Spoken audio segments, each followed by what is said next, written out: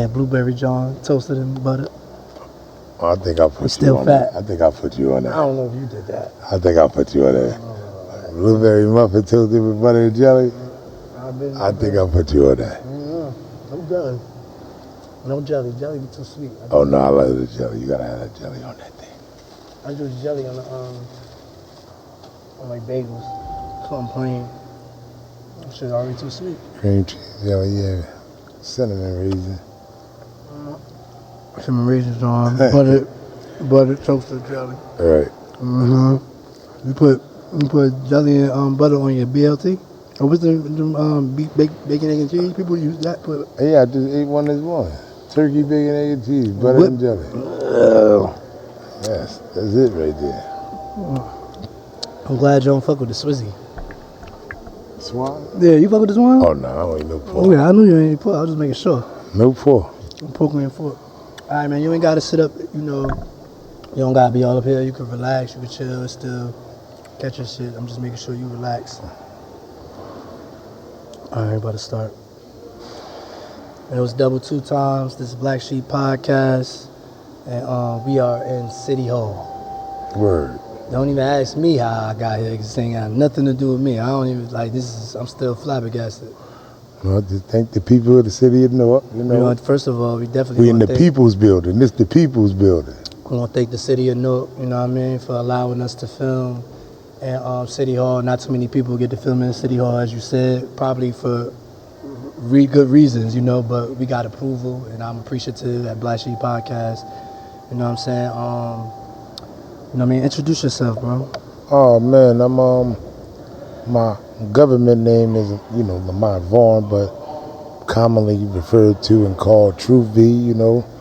I'm on Instagram as Newarks True V. Mm-hmm. You know, a lot of people tend to want to know what that True V be about. Absolutely. That's what we want to know. How did it come about? Like, what does it mean to you? Right. So first, let me say it was something that was bestowed upon me. It was a name that was given to me based on, you know, the characteristics that I exhibited. So, and it stands for truly victorious, right? You know, I was a part of the Nation of Gods and Earths, you know, at one point in time. You know, they called me Young God, and the Nation of Gods and Earth, that's like 5%ers, if I'm not mistaken? They are called the 5%ers. Yeah, that's what's commonly known as. Correct. Correct. But, you know, the Nation of Gods and Earths. Do me a favor, put them on airplane mode. I might have, somebody was calling me. Slide them and put them on airplane mode if you can. Did the camera stop? Huh? No, it's calling my watch probably. Man, you just wanted me to know you got that Apple Watch on. Nah, I ain't. I'm trying to make sure my stuff good. What you doing? Nah, is all the cameras still rolling? Don't worry, we can edit that out. Somebody was calling my phone. I just didn't want to interrupt the cameras. Now, what was you saying, bro? Excuse me. Yeah, nah, so, you know, I was a part of the Nation of Gods and Earths, you know, at a young age, you know, 7 or 8 years old. In fact, they used to call me Young God. Bars. They used to call me Young God, you know what I mean, because I was one of the youngest brothers that, you know, was enlightened by the elders. I came up under Lakem Shabazz, you know, mathematics, Naquan, you know. Those like lessons and like knowledge is like real deep. Like it kind of stemmed from Islam. Like how did this like that stuff come about? Like the history and knowledge. Who really was behind it? Like, you know what I mean? For people that don't know, just so they could trace it and look it up. If right. To know. So the Nation of Gods and Earths, you know, were given birth from, you know, like you said, the Nation of Islam.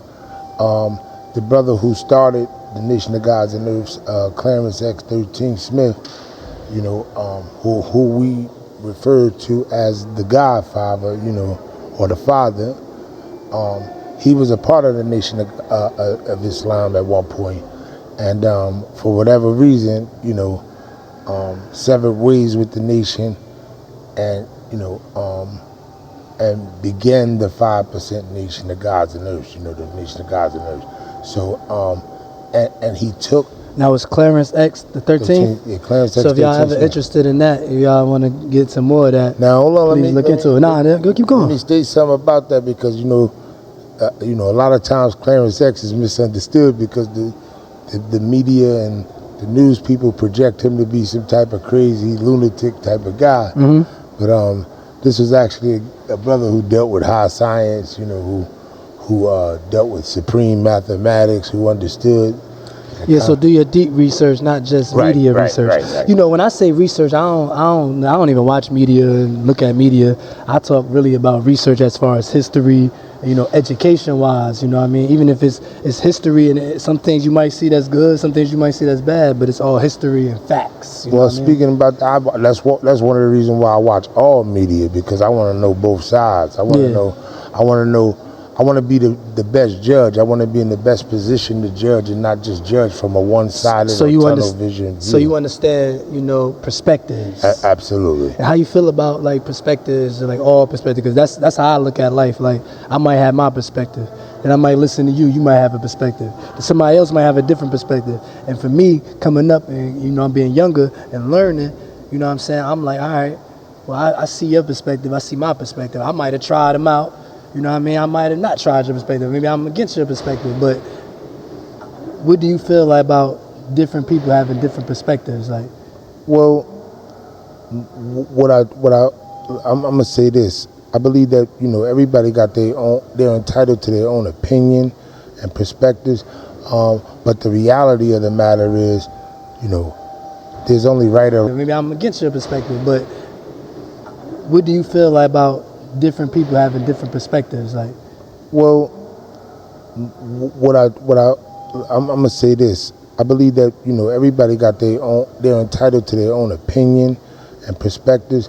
But the reality of the matter is, you know, there's only right or wrong. Like, you know, and but everybody think they right, and nobody think they wrong. And that's but that's the truth. But everybody are thinking that they right, and nobody are thinking that they're wrong from their perspective. They're not judging that right or wrong from the perspective. And there's a difference. There's a big difference there. Do you want to get into that? I mean, I'm into it already. So I walked into it. The big difference between my perspective, her perspective, and the perspective is what you just said. My perspective, that's me, my I, that's selfish, right? And his or her perspective, that's his or her perspective, their perspective, that's selfish to them, right? And then there's the selfless side. See, there's two sides to every coin. There's a yes, no, up, down, left, right, he, she. You know. There's two sides to every coin, and at the end of the day, it can only be one or the other. So you got your perspective, yes, and you're entitled to that. Your perspective. Now you could believe that your perspective could be of the nature to say to you that the sky is black right now. That could be your perspective, and that could be your perspective. Who's to say you ain't blind? You know what I'm saying? That could be your perspective for the next month. Yeah. But the reality of the matter is, the sky not black, and that's just the perspective that you got to submit to. That was a little off topic. That wasn't even a topic right there, but you know that's what happens when you be talking and stuff come out. Right. I want to just elaborate on perspectives because we about to get into our perspectives. Right. You know what I mean? So let's talk about high court. You know what I mean? What's your perspective? Let me give you my perspective on high court. It was a little crazy. Like I went down high court, you know, in the early 2000s. You know, where everybody really didn't want to go down high court. So what happened was I was going to see a girl down there. Stories, but you know, you think you tough. Everybody from New York think you could go anywhere. Right. Until you learn, you just can't go anywhere. Right. You know what I'm saying? So I'm down there, you know, I got caught slipping. It's like, yo, who the hell is you? I'm like, shit. Excuse my language, right? So I'm like, who the hell? I'm like, yeah, so my man just happened to see me and run down. Like, wait, that's my man. So I've been good ever since, man. You know what I mean? So shout out to my guys that be down bottom, you know what I mean? It ain't as bad as everybody make it seem. Like, even remember you took me down there to do some community stuff. You like, yo, we about to go down there. I said, hell no. Right. He was like, nah, man, we going down to do the community stuff with Rad. I said, no, brother, I don't want to go. He was like, we going, man, because we doing the community stuff. And you know, I love doing stuff for the community and charity. You know what I mean, giving back to the kids. So it was something I really enjoyed. Right. It just was a difficult thing for me to do because of some experiences. But you know, it was amazing going down there, having them experiences, going to Hyatt, going to Pennington. So, but like, what's your perspective like on down bottom, specifically Hyatt, because that's where you like from? Yeah, I'm originally from between Hyatt Court and Little Bricks. Okay. You know, they knocked Little Bricks down or whatever. But So where was you at first? I was on Livingston Street with my mother in Little Bricks, the Little Bricks part. So, in the yellow and brown townhouses.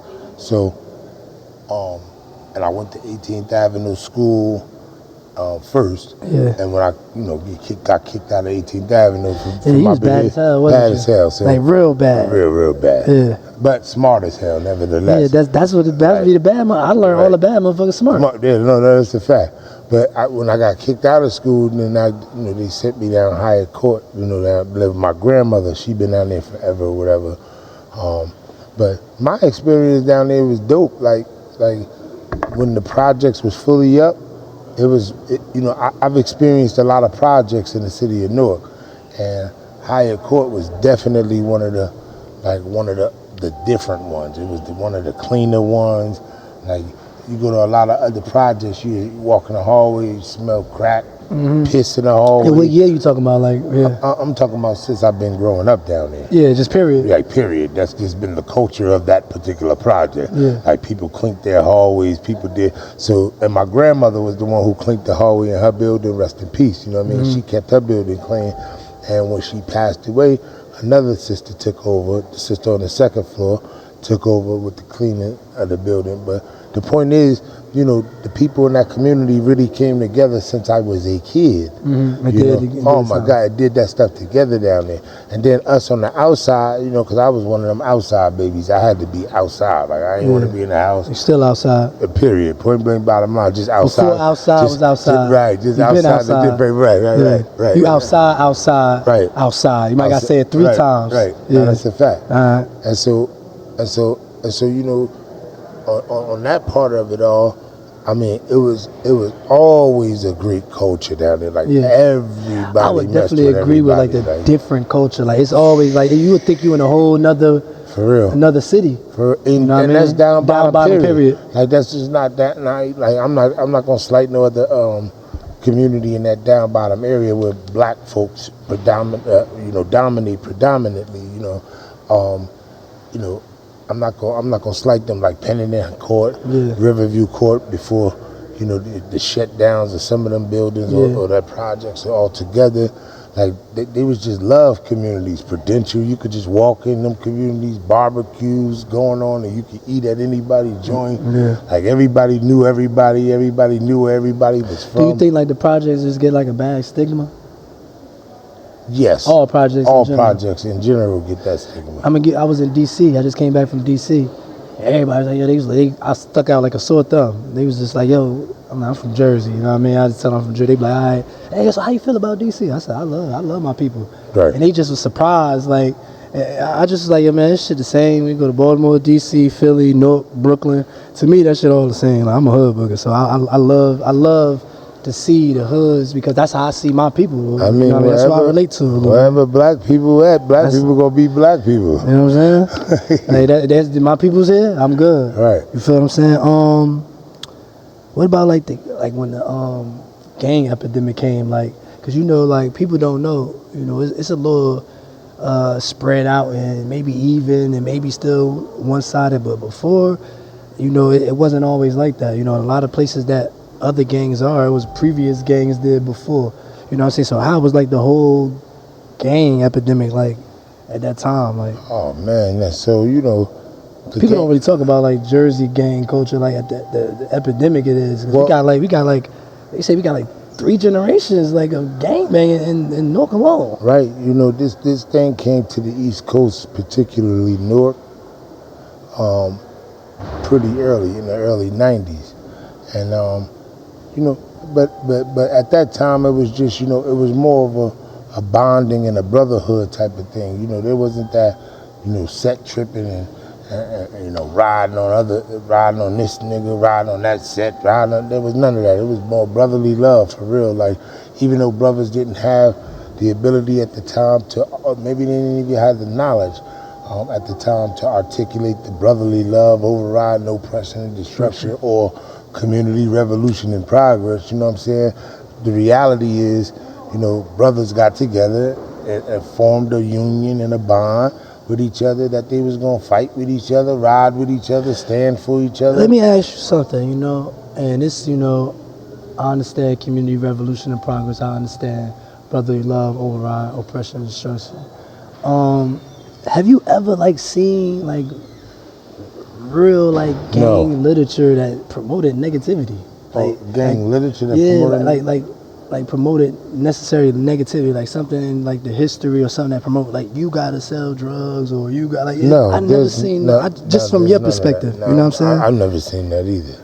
So I asked that because this is how I feel about like, you know, gangs. I feel like a lot of them was kind of like, you know, brotherly, you know, unions that got people together, you know, and they had history, they had knowledge maybe from the Black Panther Party and just from previous revolutionary or but they just had the knowledge, not the understanding. They had the knowledge, not the understanding, and with the knowledge, they took that knowledge and power and did maybe illegal things or things that, but ultimately misled an entire generation or two of young brothers and sisters that's out here claiming to be a part of the thing that's called. Listen, at the end of the day, if you say you Muslim, you don't eat pork.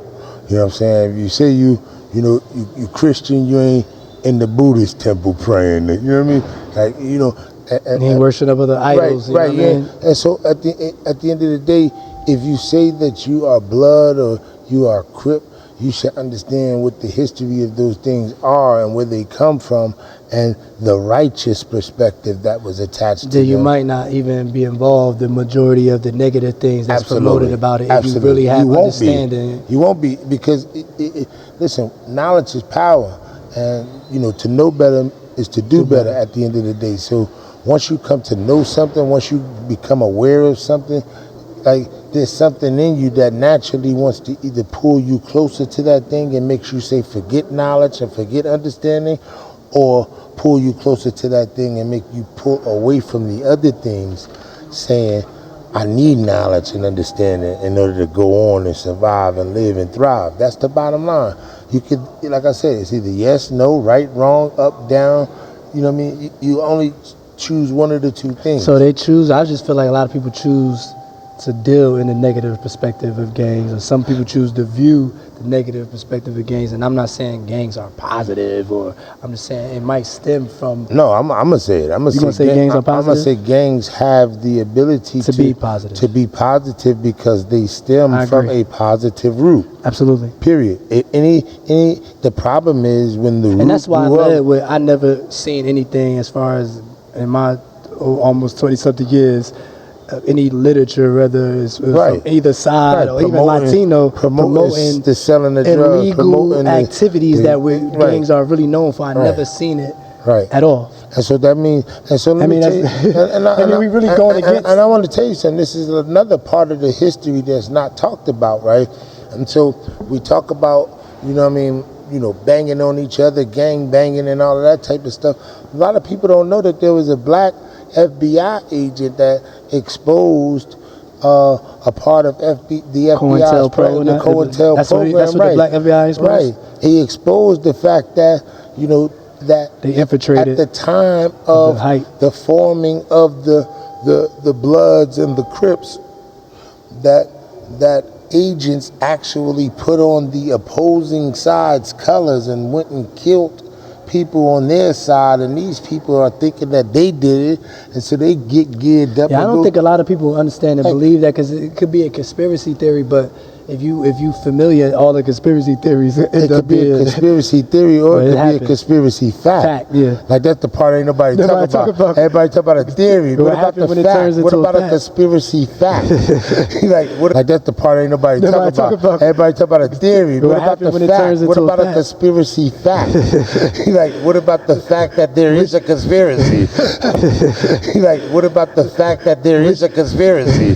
Like seriously, this shit is crazy. Hey, listen. Nobody want to talk about that part. They would act like that part is non-existent or it cannot exist because they thinking with that one tunnel vision, that one track mind. I think that was a very short, quick dive into like gangs real quick. I ain't never even heard a conversation myself like the conversation we just had very briefly. Right. We just dove into gangs. Yeah, we've been misled, man. And people need to be made aware of the fact that this thing ain't cool. Yeah. Like the stuff that we really doing to one another is not cool, and it shouldn't be acceptable in no part of our community or culture anymore. Like for real, because if you've been misled into it, why continue to walk into the darkness? And once you know that you know better, like why would you condone in that same behavior? You know, it's not enough to say that they're accustomed to it and all that, because the thing that you've learned, you can unlearn. Yeah. Like the same way you took time to unlearn and relearn. That's my motto. Period. All right, let's move on. I don't want people to say we talking too much. We is in City Hall and all that. We got, you know what I'm saying? But let's talk about, like, we're going to get into prisons, but let's talk about from the youth house, because you was getting in trouble young. I've read a lot about you, you know what I'm saying? But I heard a lot just from being around you in the past. So, like, I heard you was crawling around in the ceilings of the youth house and shit. Oh, man. Excuse my language. No, I'm trying not to curse as much. Like, I used to, so, you know, listen. You just giving the system a hard time, brother. No. I was young in there, right? But at a young age, I knew and understood, although I couldn't, quite articulate it to the max. Yeah. You know what I'm saying? I knew and understood when I was being oppressed, when I was being mistreated, when I was being neglected, when I was being... Me too. I knew and understood that, and I felt it. So, and then when I voiced my concern in an institution, here it is, I'm locked up. They spank you. Right. No. Yeah, when you fight up, when you stand up for yourself. To the side. They brush you to the side. And I really want my concern addressed. Yeah. Like, don't you brush my shit to the side when I got the right to be respected. I got the right to be treated. And that's what I mean by respect. After you ask for your respect, that's when you demand respect. That's when they try to emasculate you. That word we say. So now I'm not about to let you break me down and make me think I can't be a young boy and assert myself at a young age because I know when I'm being violated or when I'm being disrespected. Do you think those times, like even just in prison, when the youth, especially young men, black men, that emasculation at that age, from whether it be the system, whether it be from the people,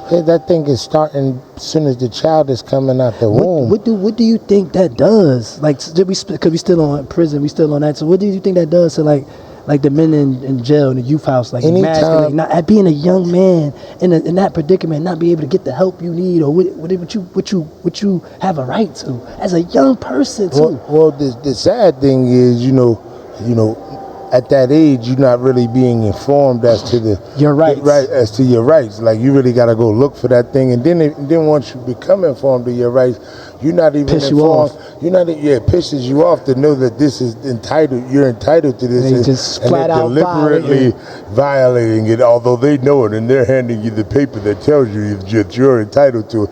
But the ultimate reality is, once you come to know or have the knowledge of your rights, you don't know how to properly redress when there's been a violation of your right. You don't know what to do about it. You don't know what to do about it. You don't know the protocol. And so you get frustrated at that. You fight. And it's like you ready to go crazy. And explode. And then guess who you're exploding on? Somebody else that look like you, that's in there with you, that's locked up with you. Or the system. The system, the officer that represents the system. I usually go against the system. What about me you? Too. That's all I ever did. Yeah. Like and again, I was. Not no more. I ain't going against the system no more. Nah, I am perpetually. Which system? It depends on the system. All of them, because all of it is a beast. I don't want no fight. This whole thing is a beast from top to bottom, and for real, people need to stand up. People ain't prepared for the fight. They ain't want to fight. That's the only way to crush a beast, though. Like the beast, and the sad thing is, this the kind of beast that's running at you, and you don't even see it running towards you. You feel me? Like, you think it's helping you when it's coming, but it's really gonna come and snatch your neck off. So let's move back on into, because we talking to prison. We went into the youth and how you was, and you started real young. I got locked up at a young age. And my first time in the youth house, it was 1991. I was 8 years old. You know what I'm saying? And I was in there for a strap. You know what I mean? With a gun. Yeah, I was in there for a gun. In fact, I had robbed the He used to have this shoe store on Broad Street, by Broad and Market. 8 years old. Yeah, called Favor Shoe Store. Favor. Yeah, I went in there and robbed them for like $30 or whatever. I was registered. And was it? Did it seem like a lot to you at the time? Had $30 at 91. That's what I'm saying. That was like that was. What did you do it? What you do with money at? That was the pair of Jordans back then. This shit was only $50 to $40. You know what I mean?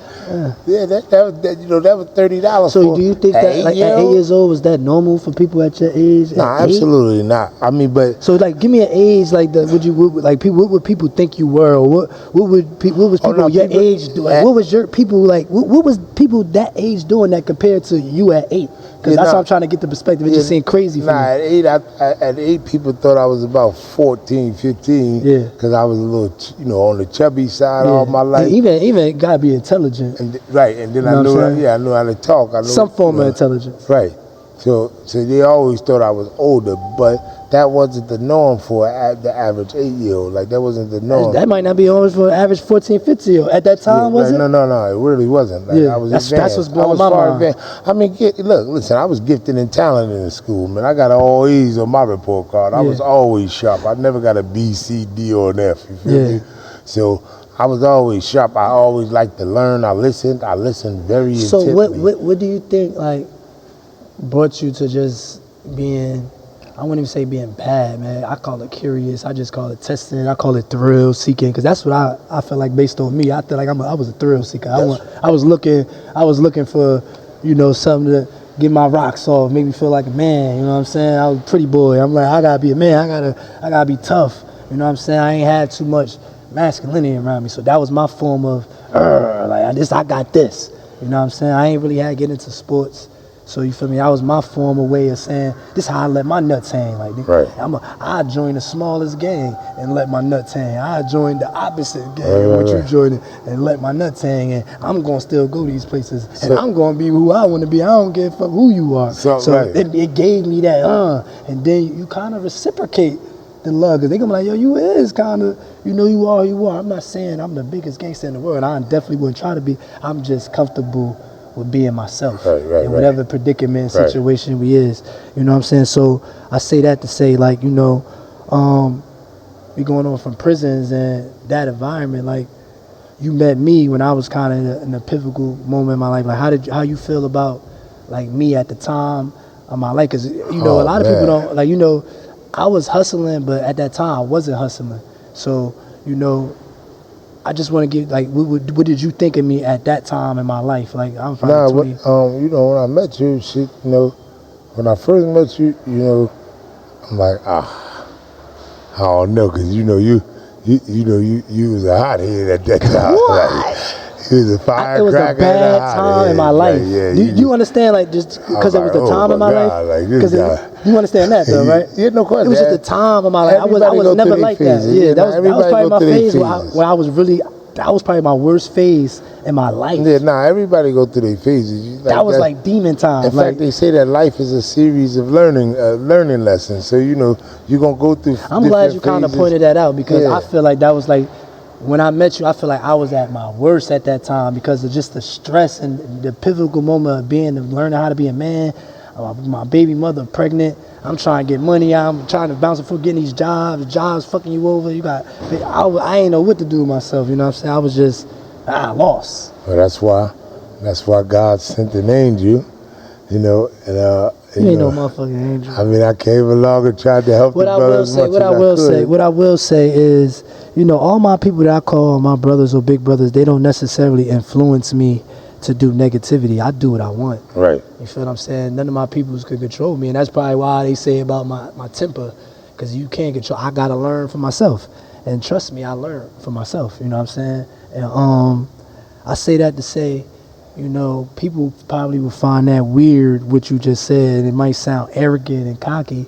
I laughed at it. I mean, even I said you ain't a motherfucking angel, but I see the good in everything. Like, you might have seen somebody, why y'all hustling, y'all selling illegal things, but you don't even know what we was doing with the money. Right. We was taking care of multiple families, feeding multiple people. Even though we're obtaining it by legal means, we were doing righteous things with it. You know what I'm saying? We ain't using this money robbing Peter rob to pay people or shoot this people. is robbing Peter to pay Paul. He's so robbing Peter to pay Paul. It's like Robin Hood, which Right. ain't right. I'm not saying it's right, but you know, for people that don't know other means of getting things, or people that's stuck in that environment, it almost seem okay. I mean, you know what I'm saying? I mean, it is. I mean, It's better than a lot of amongst the other things that people don't understand, that you have a lot of these other people doing all types of things. You know what I'm saying? And it just gruesome things. Like and seriously, gruesome things, right? Like selling body parts and baby body parts and all type of stuff like that. I'm talking about stuff that's a violation of humanity, like standards of life and humanity, right? Like stuff that people just even like just fucking your own people over, like screwing your people over business wise. Right. More, I mean, just more gruesome, brutal things. And here it is. You know, you guys. These guys ain't. We not standing. You know, when I was hustling, I wasn't standing on the corner with a gun. And when people walk by me, put the gun to their head and say, "Hey, buy these drugs." That wasn't happening. Like, these is people that I know. These are people that I built relationships with, that I conversated with, communicated with, that been around me. You know, that friendship type of thing. Like at the end of the day. I know it sounds kind of crazy, but it's honestly, but that's the truth. It's the truth. Like people, I want to be. That's why I like this podcast. We tell the truth here. Right. It might sound a little crazy, but when you in that lifestyle, you're dealing with these people, like, it's the truth. And then think about this, like, and then me and you and him from the same block, right? So, like, you ain't got the same clientele as me. He don't got the same clientele as none of us, but he might sometimes serve our people when we ain't around, right? But guess what? When they come in, they're going to charge all of us with this one big conspiracy. They're going to swoop us up and charge us with organized crime, and we've been, because this block came over here and shot at us, and we been back over here and shot at them, and one of their guys got hit. So now we got murder on our conspiracy and RICO and all of this stuff. When in all reality, guess what? We was never organized. Yeah. We never sat at no table and said, "Hey, listen, man, we about to take over." Some people don't even know them. Don't even know each other. Right. Like, and it's just crazy. Like, I just don't understand how our people are letting this system get away with. I do. Remember, you know, more than me being a hothead, that's one of the reasons you know, people be like, if I didn't learn this situation, I don't know where I'd be. Like, when I say hot, I was on fire. No, you was. I was on fire. I was ready to do anything at that time. You know what I'm saying? And it was dangerous for me. Like, you feel what I'm saying? It was real dangerous. And I don't think even my peoples understood that. You know what I mean? It was real dangerous for me because I just was holding on to a lot I didn't know how to express. Hence, while we got this going on, I know how to express myself. That's why God sent you an angel, brother. Yeah, and many angels. And I want to say, you know, for many angels. And I want to say, you know, people, and at the time, I used to be sitting in the store, hustling. He used to be like, "Yo, you're so handsome. Why you here?" Right. Like, why you so handsome? You heard people say that. You know what I'm saying? Just people be like, "Yo, why you here?" And you know, and I got that all my life because I don't look like how I am. You know what I'm saying? I don't look like I have a bad attitude, and I don't carry myself as a bad attitude. I'm just short-tempered. I got a short fuse. And a short tolerance for bullshit. Short tolerance, it's really for bullshit. I don't get mad with people that you're supposed to get mad with. It's the people that know better. It's so you know not to mess with me. You know not to mess with mine. You know what's supposed to happen after this. But you know, I say that to say those is life lessons. Them people that was telling me that I had to hear that. I didn't know I was handsome. Now I'm doing face masks and stuff. I'm modeling now. I'm about to be 37 next month. Right. You feel what I'm saying? I'm getting booked to be model. They call me to take pictures and shit all that. So what them people was really doing was speaking into even the brother, you know, the brother that we used to be with, you know, he used to always be like, he used to tell me like, leave him alone, man. You like stop hanging with him. Like, you know what I'm saying? Yo, come you could do this, man. I was just like, what is he talking about? He used to be saying stuff to me like, yo, brother, you know stuff about this. You gotta look into the brother. You gotta look into being black, man. And I used to be like, yo, man, get this nigga. What did he talk about, man? You sure about him? I don't know if I like him, but he a little, you know what I'm saying? He be militaried up a little bit, got black gloves. I don't trust people with black gloves and dreads and stuff like that. He is a Newarks, brother. Like, you know what I'm saying? Yeah. But, you know, he was beating a lot of stuff in my head. And it was like one of them angels. It almost was, I don't got no fear, so it was freaking me out because I didn't know how to respond. You feel what I'm saying? I'm like, yo, this supposed to be your man. Why he telling me that? But he was, you know, he knew he was feeling me. He was telling me. He's saying everybody's seeing something in me. You know what I'm saying? That I didn't see in myself. Right. You know, and that's what from that moment on, everybody in jail, we went to the feds, I went to the counties, and from that point on, everybody saw something in me I ain't see in myself, to the point that when I finally got into the hole, let's talk about when we went to jail. We ain't gotta get into all the case and all that, because, you know, we talk about redemption here and stuff. You know, all we gotta tell is, you know, we was the last two standings and we ain't tell on each other. That's a fact. You know, even though he told me to tell, this guy's a fool. Right. Yeah, he put more pressure on me. I want to understand that. You know, I knew everybody was telling. You know, I seen like a lot of people that still be downtown Newark that I know told. Right. You know, even now we not gonna do nothing to you. I'm not gonna tell people that you told. Right. But I just don't fuck with you and stay away from me. Right, and you know I know. Right. You know what I'm saying? Yeah. I'm not gonna promote any violence to you. I'm not gonna promote. I just don't agree with what you did. You know what I'm saying? Because you don't even, you know, like, you don't even understand what you did. Like, at the end of the day, snitching and telling. But you was cool with people telling. Explain why. Right. Let me explain. And after you explain why, that's a good point. Explain because I know you was cool with it. You was cool with people stealing. It was things that I was like, brother, I'm losing my mind over here. And you like, don't worry about it. You always told me not to worry about this. And I was like, what you mean? Don't worry about it. You know, get into that, and yeah. No, I got you. So at the end of the day, like, you know, in terms of, you know, the stealing part of it all, you know, when you got an overflow coming in, you got to expect that when you in an environment where you hiring people to work for you who, you know, come from that element, but from the disloyal vein in that element, you know, you got to expect, but nevertheless, they love you, they care for you, you know, they'll keep stuff clean and order and all that type of stuff. You got to tolerate, not that I don't like a thief, I don't like a liar, I don't like a thief, I don't like none of that. I feel if you lie to me, you steal from me, you lie, steal from me, you'll kill me at the end of the day. And so, or tell on me and all that type of stuff. So, absolutely. So at the end of the day. And that's how I feel, and at a young age I know that. However, the fact of the matter is there are some people that you know or that you knew in your life, because again, that was a phase, that was a season, a period of time in my life, a chapter of my life that's passed. And so at that particular time and in that season, in that space, you know, there's certain people that you grow to love and grow accustomed to, and although they got their flaws with them, you still give them a chance. What is the boundary though? What's the boundary? The boundary is, you know, at the end of the day, like I was about to say, when you got an overflow coming in, you know what I mean, you let them, you know, I like the way the scriptures put it, man. You know, you set a table before those people that do you wrong, and you bless those that spitefully use you and stuff. So, you know, at the end of the day, you think you're getting those crumbs from me, and I'm still going to treat you good on top of that, because hopefully I want you to sit down one day and say, yo, this a good nigga. Yeah. Like, you have nothing bad to say about me. You know what I mean? So at the end of the day, you're convicted within yourself. Something small to a giant. And do you remember trying to teach me that? Do you remember trying to tell me about that? Of course, but it's not only small to a giant, that particular perspective. It's the perspective that it's only small to the giant because the giant is able to see that hopefully the individual gets convicted within themselves to say, I'm doing this to a good nigga.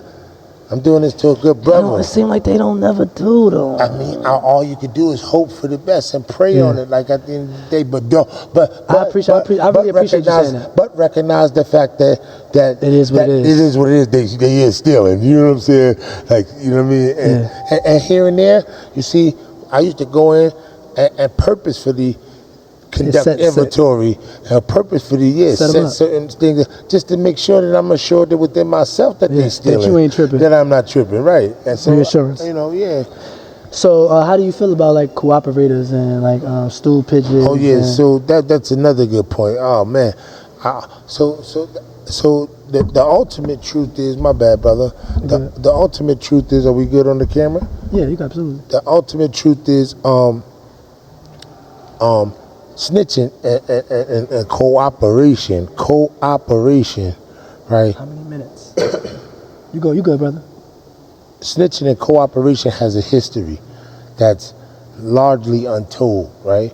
And if I may, I just need a second to break this down. No, absolutely. Right. So there was a time where our people, were forcefully brought over here to this hell of America, right, and forced to work these plantations under this mastership. I don't even need to go no further. I'm talking about the transatlantic slave experience that most black people in this nation went through. Stem and come from, right? So now understanding that there was a time in that experience where you cooperated with the master and the master class, right? Or the slave drivers, especially if you were in what they called the big house. And when you was in the big house, you was that prestigious type of slave that when the master looked at him. Can I ask you something? When master got sick, do you believe in the Willie Lynch letter that they say it's been debunked and all that? Do you believe in it? Do I believe in it? Absolutely. Yeah. That's what happened. So I've read a lot, and they did a lot of research, and they try to compare the language, and they say they debunked it. Sorry to get on topic, and you could get back. Yeah. But because that's what helped me have this understanding of everything we're talking about. You know what I'm saying? They might have debunked it, but the fact of the matter is we see divide and conquer right in our face. So even if the language is misspoken, or even if somebody didn't write it, Lynch didn't write it, even if a black person wrote it and put it out as the Willie Lynch letter, it's still a fact. That's just the reality. Just like that letter that was surfacing around that the KKK supposedly had a wrote to all you niggas, keep killing each other. We commend you, and the day you stop, we'll start again. They basically addressed that to gang members. Remember that letter was addressed to gang members. I remember. But in all reality, that letter was needed. That letter is true. That letter is factual. So back to what you were saying. I just thank you. Yeah. So now, at the end of the day, snitching has a history, and cooperation has a history, and that history is always led back or reverted back to a hurt for your brother, a hurt or a harm dealt to a brother or sister who was in the same position and condition and circumstance as you. You're in the same boat as me, but you'll turn around and work it on me to save yourself in this boat sometimes that you're still going to be in after you work it on me. So that's a problem. At the end of the day, what was the point of working it on me when we really could have worked together? We could have stopped the show right here and worked it on them. You stopped the show. You stopped the show. It ain't nobody to tell on. The show stops here. Period. Ain't no, because once you tell, you continue the program. So that's why you have to because because you tell on somebody, that's going to lead to somebody else probably, because you putting somebody else in a predicament where they ain't even need to be in. Not saying that it's what they're doing is not going to put themselves in that predicament. I'm gonna give it to you one better. You don't got to cooperate to help. I'm gonna give it to you one better. Once you open the door, when you're doing the same thing, I want people to understand between snitching and also cooperating, because I'm talking about when you're involved in it. Snitching is cooperating, right? Anytime that you assist the members of law enforcement to arrest.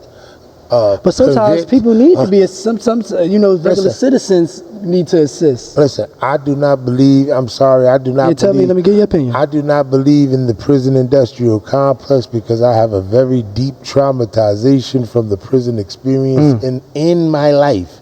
In my life, that's what I seen, what I felt. But there got to be some boundaries where it got to be where somebody deserved to be in there. I agree. The people who touch kids, women, children, women, and elders, send them to jail or send them to hell. Period. There's no redemption for anybody who would prey on a vulnerable population. You're kind of going back to the damn books and all that with your laws. That's just the reality. Yeah. If you prey on the vulnerable segments of this population, send them to jail or send them to hell. Period. I mean, the guy who they made Megan's laws about is sitting in jail, rocking back and forth, saying Megan every day. So obviously he ain't rehabilitated. What's the point of wasting the space? So let's get into when we got incarcerated.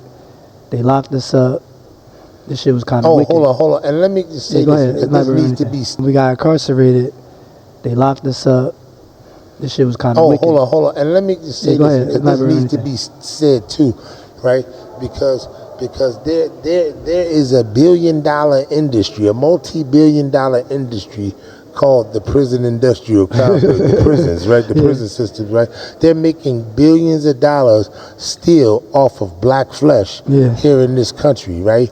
And the sad thing is the black communities don't benefit from it, right? And let me tell you this, it was black politicians in the 1990s under Bill Clinton, under this thing called the Clinton crime bill, that enabled people to enriching themselves off of prisons by being able to build private prisons. My hairs keep going in my nose. Build private prisons and stuff like that. And what Bill really did and what they really did was bring their homeboys in, tell them on the side, yo, start building these prisons. Get your money. You about to get this money from the government to the tune of trillions of dollars, right?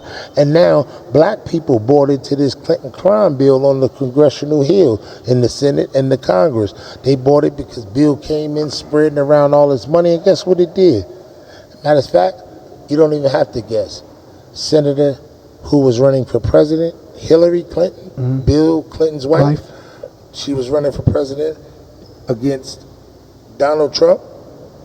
She said in the first go around, she said on the national stage that the Clinton crime bill devastated the black community. Yeah. She said that. Absolutely. That's the wife of the husband. I recall. So going into my next subject, like when we got locked up, it's all in law and stuff. When we got locked up, it was a Fed case. They done taken us underground. Like, oh shit. Right. Man, they sit me in the interrogation room. You facing 100 years. I told them suckers, man, I don't give a fuck if I'm facing 100 years or more, man. Take me to the county so I call my mama. Right. You know what I'm saying? I ain't got nothing else to say to y'all. Right. I got to call my mama because I don't know when the hell I'm coming home. Right. You know what I'm saying? I ain't know what the hell they was talking about, you know? And they brought me in the room. Brought in about 1, 2, 3, 4 of these black little binders and shit, right? There's about 5 of them in the room and shit. They open up the binder. They say, before they open up the binder, they say, yeah, listen, man, you know, we just want to, you know who some people are that's affiliated with you, da-da-da. And, you know, I said to him, I said, listen, you can show me the pictures, but I'm going to tell you, I don't feel comfortable with talking about anybody other than myself. So if you have any questions about anybody other than myself, you know what I'm saying, I don't feel comfortable with answering those questions. But I look at your pictures, you know, so I wanted to really look at the pictures to see who they might be trying to investigate. Absolutely. Or whatever the case is, because I intended to represent myself. So that was that would have been a little insight, exposure, right? A little insight, exposure of the hand, so to speak. You know, and so that was my angle with that. But yeah, you know, they going through these binders. Oh man, I seen everybody who they might be potentially looking at or trying to investigate. Guess what? The moment I got the opportunity to get a message to them, I got it to them. Why? Because that's what they do. And they'll play these little games. They'll come lock you up and then lock somebody up close to you a couple weeks later, and then they'll be thinking that you said something on them. Like they play these little type of games to get you sending that word out that bro had to tell. It had to be him. It had to be this. And guess what? Most people don't go to trial, so you'll never find out, especially in the federal courtroom. Right. You'll never know who the damn rat is. You'll never know who the rat. You'll never have official proof. You might know. You just never have the paperwork to prove it unless you get your boots smoked. Right. Or you beat them, which is kind of rare. Which is what I did. Yeah, we go before we get into that. Let me lead this thing back, right? To learning the law. When we got arrested, you know what I'm saying? We got arrested. You know, they took us to Jersey City. I told you off the rip. I'm like, yo, this ain't the county for me, brother. You know what I'm saying? I don't think we got a tier for the guys that on my side. You know what I'm saying? And they came and got me the next day. I think they was listening to the conversation. You know what I'm saying? Listening to us through the thing. So I'm like, listen, brother, when these doors bust, I think I'm going to go ahead and get with my con. And, you know, how I'm going to get with my con is I'm going to go ahead and pop the bottle. Do what I got to do. So I'll see you later, brother. You know what I'm saying? Write me a kite. You like, nah, I don't do that. You good. I'm here. We going to work it out. Man, they bust the door at 5 in the morning. 5 in the morning. Told you to pack it up. I ain't seen you. So we went to court. They sent me all the way to Monmouth County. They keep separate on us. Right. You know, and that also could play with your mind and make you think somebody cooperating like off the rip. Like we just went from interrogation until segregation. Right. These are the type of games that they play. Like these are the tactics that they use on people in our community. I was a little young. It was a little freaky for me. They use the I'm just glad I was tough. And if you're weak, if you're weak-minded, you'll fall for these tactics. Right into the play.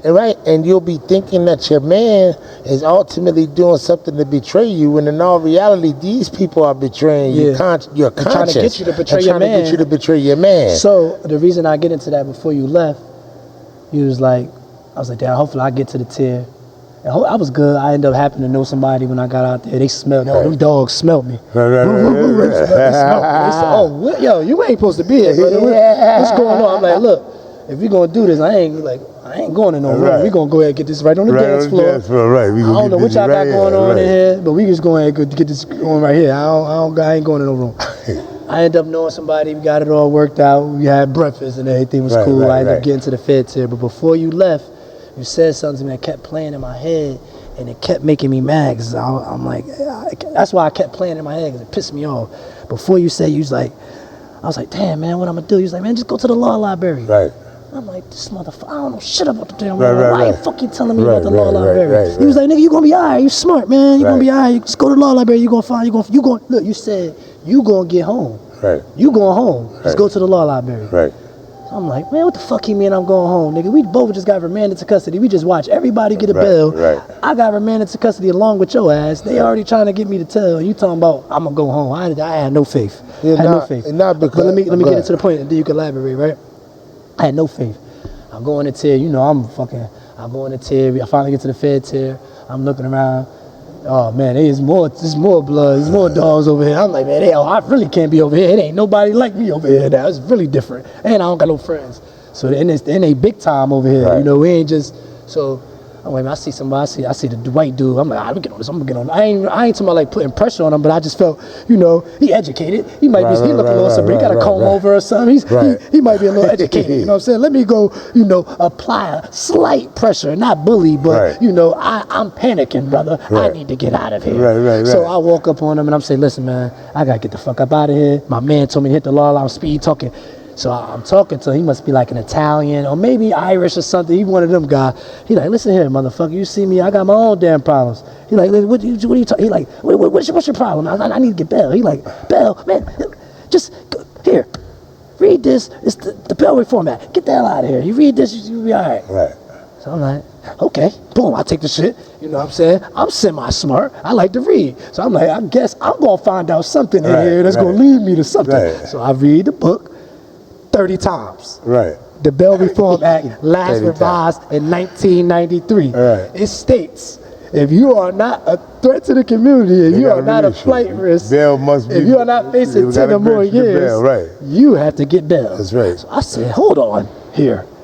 They didn't say that. They said remand to custody, and my lawyer seemed like he agreed with it. No, that's how it's going. So now, I am smart. If I deserve a bail, why would my lawyer agree to it? I don't even got no record that's that bad. Right. You know what I'm saying? So I just remember you kept saying, learn the law, learn the law, learn the law. So I call him and I'm just like, look, I bluff him.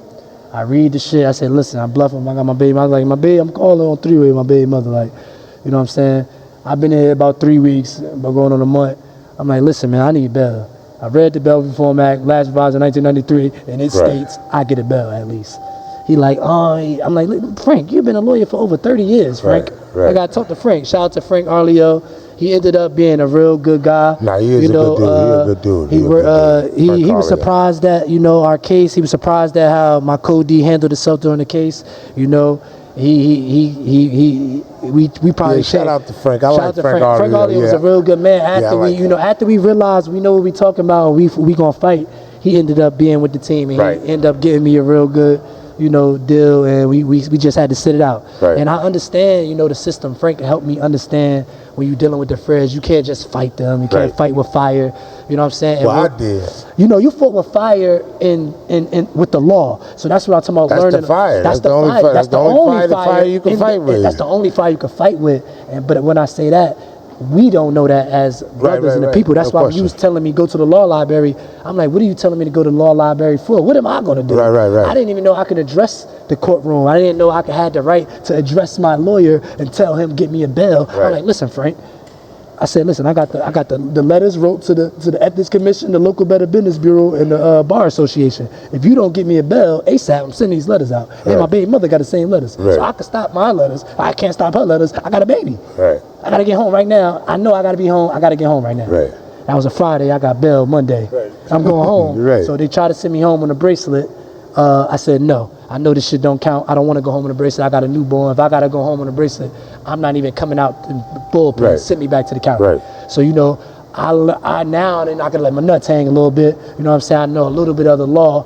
I am a rebel with reason. That's my name, Double R. So once I find out, you know, that I got a truth and I got a right, I'm going to hell. Go hard, That's what you want to send me. I don't want to go to hell, but I will because I know what's right. You feel what I'm saying? You're going to make me fight to the end for what's right, especially for myself and my people. I'm willing to do it. So, and I believe that ultimately, that the universe is on your side. Like absolutely, you only can fight when you're right. Yeah, when you're right. So like that's why we talking about drug dealing and we talking about the lifestyle we was in at the time. That's wrong.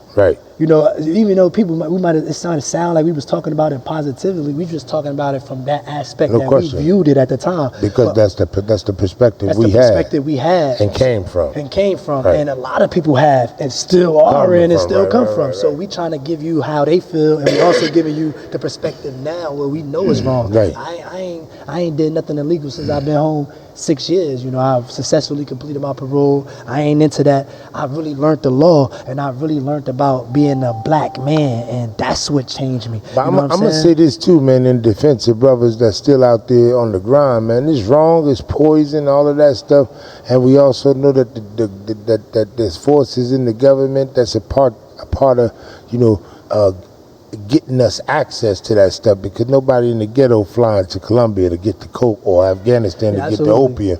So it's getting to us some type of way.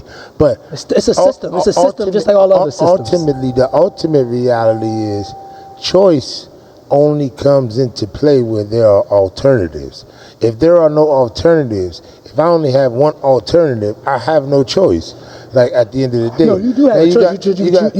You could say you feel like you don't have no choice. You that's put it what I'm saying. No. So you gotta know you could just choose no. That's my perspective. Yeah, that's your perspective. So again, perspective is everything, and perception is everything, right? Because that's the perspective of many of us black men. That's why I just wanted to clarify a little bit. But that is the perspective of us. But that is the perception of the society at large, absolutely, right? Absolutely. So the society at large says that, you know, if you've been convicted of a crime, if you've been through these systems and stuff that the government got in place, you know, they disenfranchise you. You can't get housing, you can't get jobs and stuff like that. Thank God for a mayor like Baraka, you know what I'm saying, who hires ex-felons and stuff like that from the door. Yeah, maybe we're gonna see if this works. Look, we're going to, by this time this drop, if I got me a nice little job, I'm really gonna be real important. And you know, I use my influence now for positivity, and I'm gonna be, I feel like I could be a real good addition to what, you know, look what we doing now, look where we at. This just showing, you know, the influence that I have, that you have, the connections that we could use to influence for positivity instead of negativity now. Now, I brought up me learning the law and us getting incarcerated because you taught me. I ain't gonna say you taught me, you told me that I had the ability to learn.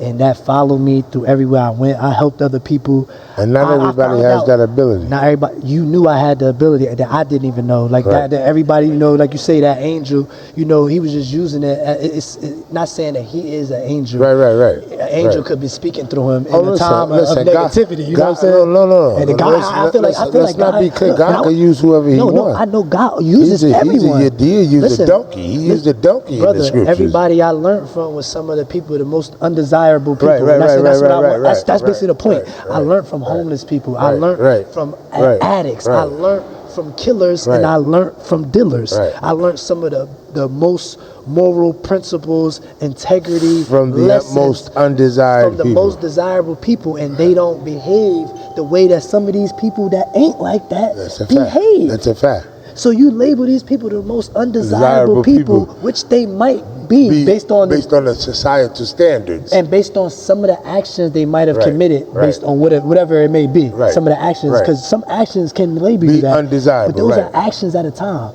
But look at the actions that we said of these other people who that aren't labeled that. These are citizens. These are good standing people, righteous people, and all of that. Yeah. They aren't righteous at all. And that's the point of me bringing that up. They're the most devilish and demonic people that really walk the face of this community. Because they aren't held at those standards of those people. They think because I don't accept that accountability or nobody knows what I do that I'm okay or I'm good. Right. But that's why they say you got to face God and you got to face karma one day. So yes, a drug dealer understands most likely his karma of what he got to face. A killer most likely understand the karma of what he's facing because you know the consequences and repercussions of what you're dealing with just by committing the act over time eventually.